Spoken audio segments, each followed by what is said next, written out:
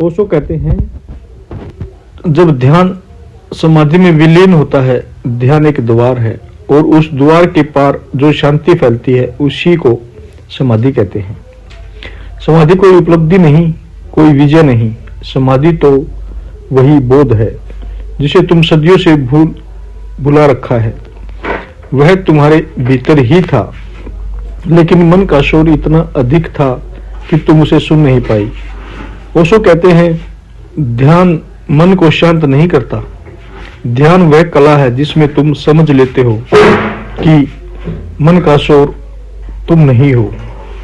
जैसे यह समझ भीतर उतरती है, मन अपने आप शांत हो जाता है और जब यह शांति गहरी होती जाती है तो एक क्षण ऐसा आता है जब ध्यान करता गायब हो जाता है।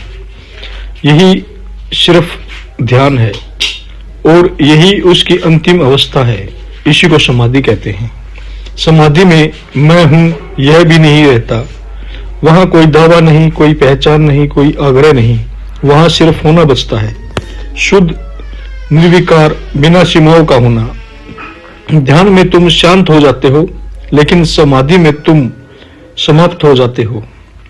ध्यान में तुम देखते हो, समाधि में देखने वाला भी नहीं रहता, सिर्फ देखने की प्रक्रिया रह जाती है, एक सफेद मौन की तरह।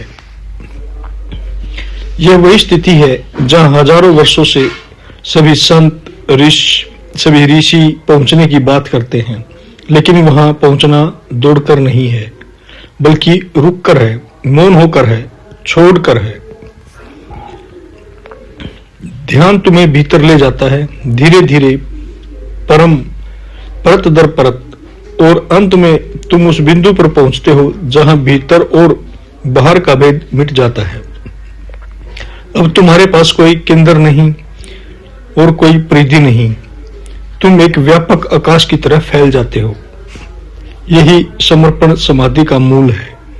अगर तुमने ध्यान को केवल अभ्यास माना तो तुम बाहर ही रह जाओगे, लेकिन अगर ध्यान तुम्हारी सांसों की तरह, तुम्हारी उपस्थिति की तरह तुम्हारे अस्तित्व में घुल गया तो समाधि घटे बिना नहीं रह सकती। समाधि कोई अनुभव नहीं होता, क्योंकि अनुभव करने वाला ही नहीं रहता।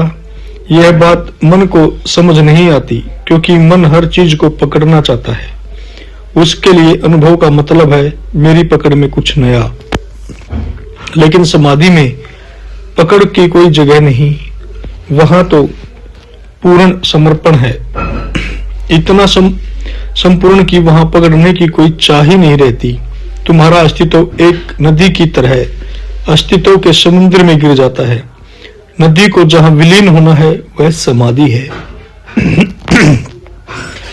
यह वही बोध है जिसे ओशो कहते हैं, समाधि व्यक्ति का अंत नहीं, वह व्यक्ति की यात्रा का अंत है।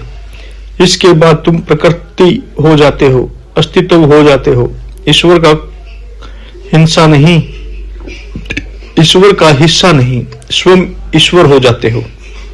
जब ध्यान पूर्णता तक पहुंचता है तो एक दिन अचानक, बिना प्रयास के, बिना संघर्ष के, बिना किसी लक्ष्य की चाह के तुम गिर जाते हो, तुम ढह जाते हो अपनी ही गहराई में, और फिर जो बचता है वह शून्य नहीं, वह पूर्णता है। यह वही क्षण है जिसके लिए मनुष्य अनगिनत जन्मों से भटक रहा है।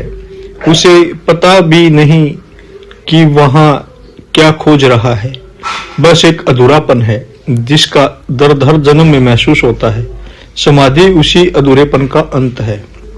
समाधि कोई उपलब्धि नहीं, वह तुम्हारे होने का शिखर है, वह तुम्हारी मूल प्रकृति है।